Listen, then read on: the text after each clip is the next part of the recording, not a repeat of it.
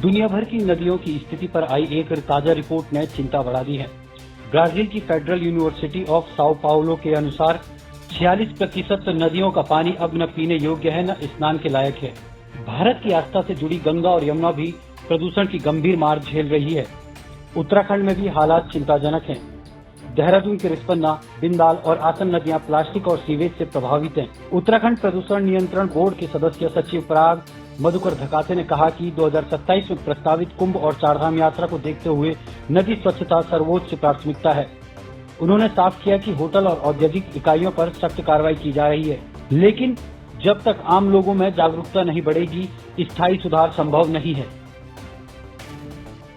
नहीं, मुख्य रूप से जो हमारा कुंभ क्षेत्र है, यहाँ पे जो 2027 में कुंभ भी आयोजित हो रहा है और साथ ही में चारधाम यात्रा हमारी अभी इस साल शुरू हो जाएगी यहाँ पे।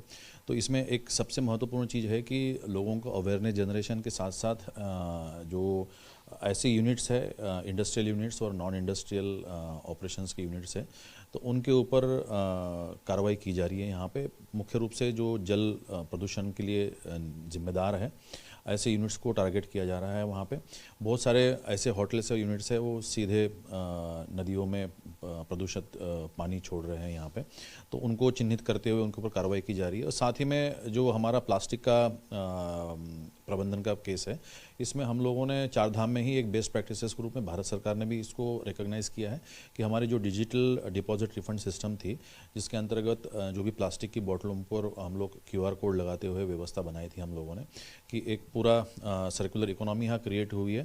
प्लास्टिक की बोतल जहाँ जहाँ क्षेत्र है हमारे, वहाँ वापस भी आ जा रही है। तो बहुत सारे लोगों को रोज़गार भी मिला है और साथ ही में रोज़गार के साथ साथ प्लास्टिक जो प्रदूषण हो रहा था उसके भी पर लगाम लगाने का एक प्रयास था सरकार का, तो जिसमें हम लोग काफ़ी हद तक सफल भी हुए हैं। नदियों के उत्थान के लिए